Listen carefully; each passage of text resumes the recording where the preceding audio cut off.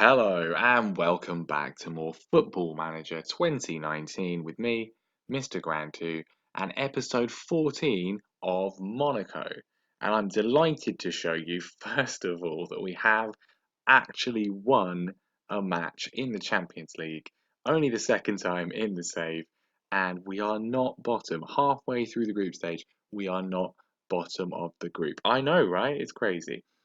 Anyway, since last time then, as you can see, we are still well clear at the top of League R. We are as yet unbeaten domestically this season. Since last time, just the three matches, a 1-0 win against Stade Rennais and a 2-0 win against Troy, either side of that 6-0 demolition of Olympiacos. The only downside was Adrien Rabiot got himself suspended for the Champions League game today. But other than that, pretty successful, I think you will find. And Jack Clark, again, the man of the moment. I mean, he's not a regular starter. He plays in the rotated starting lineup, comes off the bench quite a lot. Still only rated as 2.5 stars, but he has done really, really well since joining from Leeds, particularly this season. Already 8 goals for him in all competitions. So today, then, we are going to be playing two matches. First of all, we're going to be playing our closest rivals in terms of probably overall quality, PSG in Liga, followed by Olympiacos again in the away match in the Champions League. Now, let's talk about PSG first of all. Obviously, um, the other extremely wealthy side in France, but not, at least on this evidence of the save so far, not necessarily actually all that powerful. They didn't win any trophies last season apart from the Trophy des Champions, and as a result, they have gone out and spent a considerably large amount of money this summer to try and, well, really trying to catch up with us. And so far, it's not exactly worked all that well. They find themselves in fourth place. They have lost two matches. They've drawn two matches as well, and therefore are 8 points adrift of us. But the money they've spent has been pretty astronomical, even for them. £252 million going out with only 6 million coming in. They've signed Thiago for £72 million, which seems insane because I mean he's 28. I suppose he's in his prime, but he's not got exactly many years at the top left. Diogo Jota from Wolves, 42 million, 35 million on Ricardo Pereira, 34 million on Teo Hernandez, 30 million on Shigankov, 18 million on Jerome Roussillin, 18 million on Oliver Nichem, and then a few regen as well, and then this man from Ajax on a free, but absolutely astronomical fees. And thus far, although there's still a long time in the season to go, it's not exactly bearing too much fruit.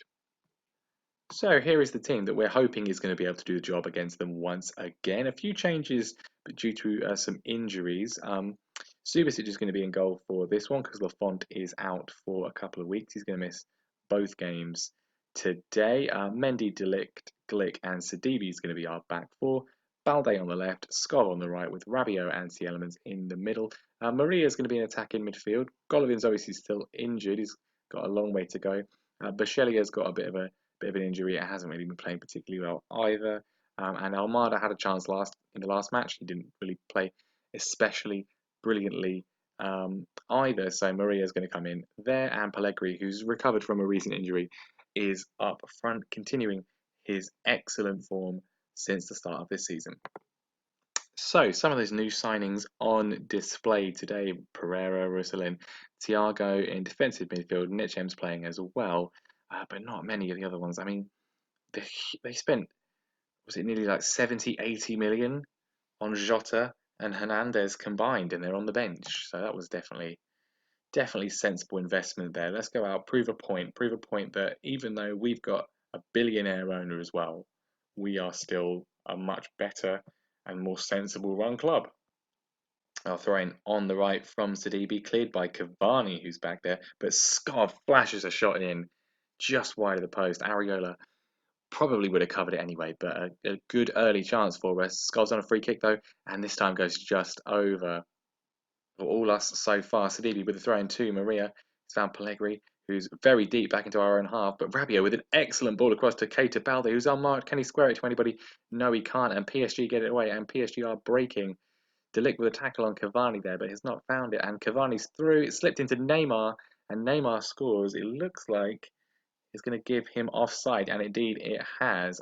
To be honest, he looked relatively onside to me. Maybe I'm going blind, but we got away with one there.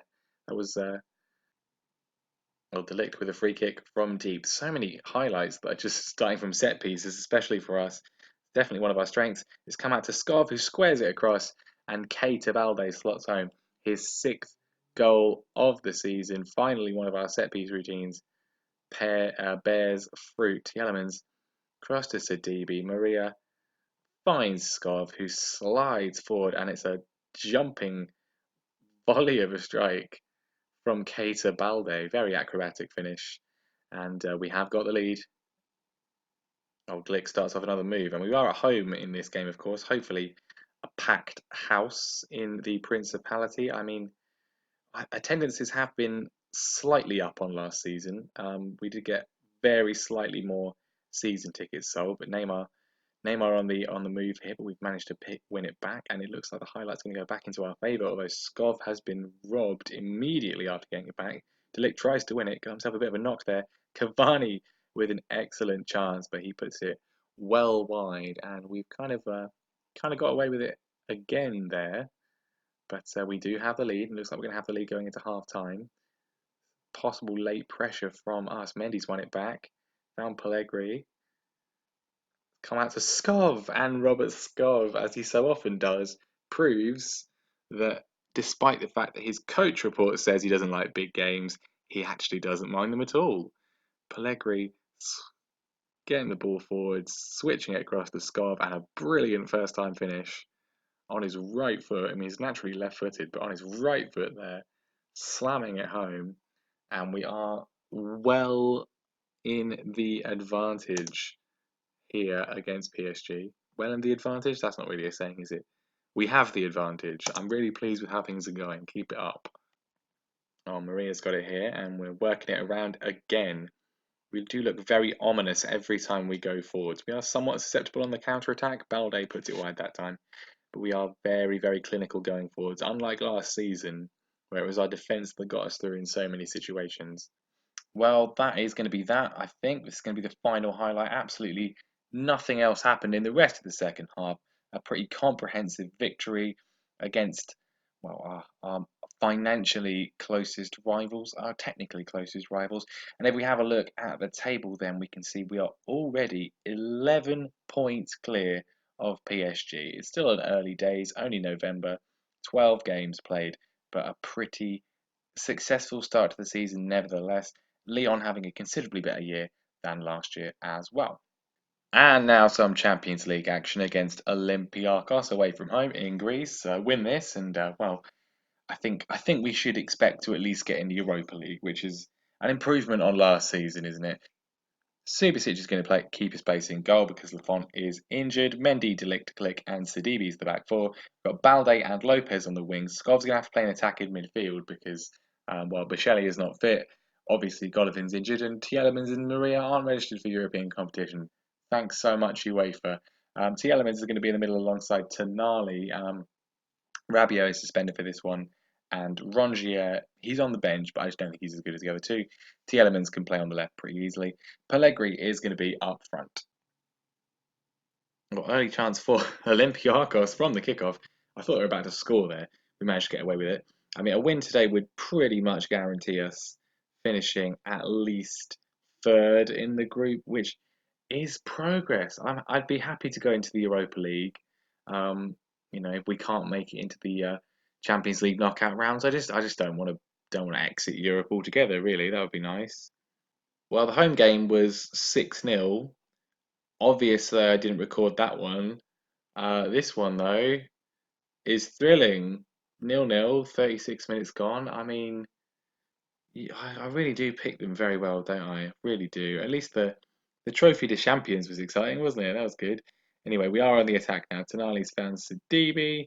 Lopez cutting inside. Tielemans looks like he's going to go for the shot. He doesn't. Sidibe, though, goes around the outside, and he has found Keita Balde, who gets his second goal of the episode, seventh of the season. He's having a cracking start. I don't even miss Gelson Martins at all, actually. I think Balde is considerably better. It's a very similar finish to his previous goal, actually. Really, pretty much a carbon copy, except for the fact he's getting a cross in from Sidibe. Yeah, no, really happy to have Balde here. I think we've definitely got the better end of the deal with regards to these loan players. I'm not really sure what's happened in real life at Monaco that Tielemans and Balde didn't fit in. I mean, I know this is a video game and there's different factors in real life, but they've been excellent so far for us. Well, here is Balde again, the man of the moment. He's found Skov, and Skov flashes it over the bar. A corner in from Skov, and that man again, Matthias de Ligt. Third goal of the season.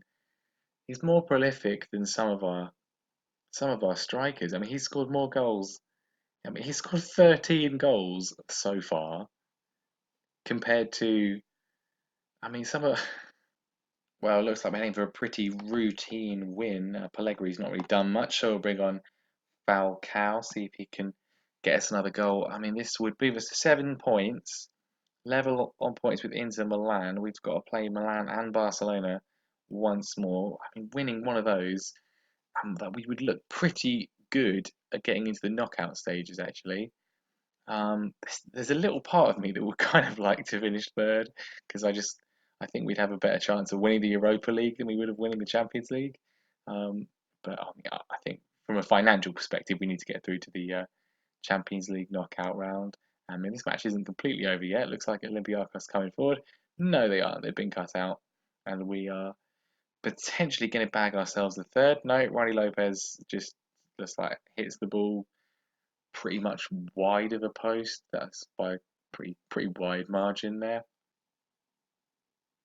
Well, late corner from Skov comes to nothing, and it is a pretty by the numbers 2-0 away win here in the Champions League, and we've officially doubled the number of Champions League wins we've had on last year. One win last year, two wins this year. We are looking good to at least get ourselves some Europa League football, a win against Barcelona or Inter Milan in our last two group stage matches, and we will be safely through to the knockout round. This is the kind of money we need. Winning Champions League games gets you so much cash, and well, it's still not really helped us in the short term, but it has made our projection look a little bit better. That's a lot healthier than it was at the start of the season. So hopefully things will work out for the best. That is going to be the end of the episode there then. Thank you very much for watching. Leave a like if you enjoyed the video. Make sure you subscribe to the channel so you do not miss the next episode. And I will see you next time.